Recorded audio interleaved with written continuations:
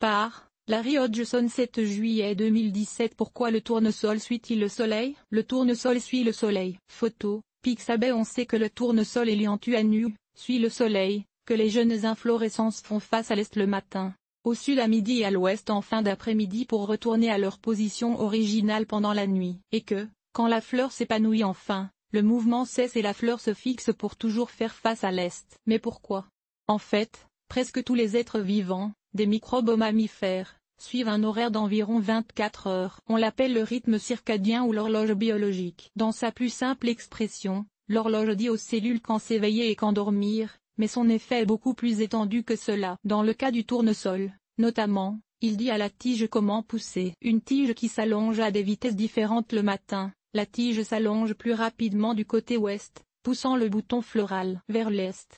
L'après-midi, la tige s'allonge plus rapidement du côté est, orientant le bouton floral vers l'ouest. Ilus, Science Mag. Durant la journée, commençant le matin, la tige s'allonge plus rapidement du côté ombragé que du côté ensoleillé, ce qui fait pencher la tige dans le sens opposé. À mesure que la journée avance, le côté ombragé se déplace et la partie de la tige qui croît plus rapidement aussi. Ainsi le bouton floral suit le soleil. La nuit, la tige s'allonge plus rapidement du côté ouest, ramenant le bouton floral à sa position initiale, dirigé vers l'est. Ilus, Science Mag. Quand le soleil se couche, la tige change de tactique et s'allonge du côté ouest pendant toute la nuit, repoussant le bouton à sa position d'origine, dirigé vers l'est. Mais quel avantage la plante trouve-t-elle dans ce mouvement? Le bouton floral du tournesol est couvert de sépales verts qui font de la photosynthèse. Photo, Tobioté, Flickr. À ce stade de croissance, le bouton floral est couvert de sépales verts qui font de la photosynthèse. En faisant toujours face au soleil,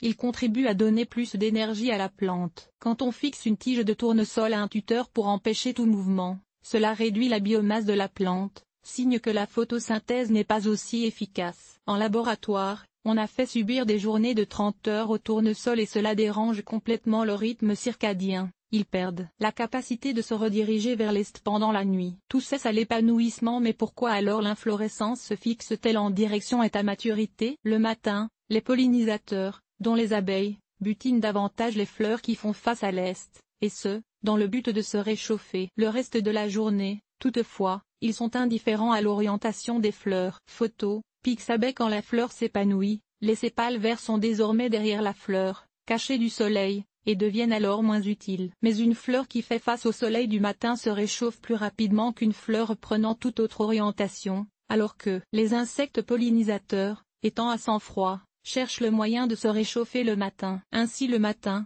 quand l'air est encore frais, ils butinent davantage les fleurs orientées vers l'est que celles prenant toute autre orientation. Au total, il y a environ 5 fois plus de pollinisateurs visiter les tournesols orientés vers l'est que des tournesols que les scientifiques ont fixés dans d'autres orientations. Plus tard dans la journée, quand l'air est plus chaud, les insectes sont indifférents au positionnement des fleurs, mais son emplacement face à l'est a déjà donné à l'inflorescence du tournesol un net avantage sur les autres fleurs des environs dans la bataille pour attirer les pollinisateurs. Voilà l'explication derrière le mouvement du tournesol. Source, Science Mag.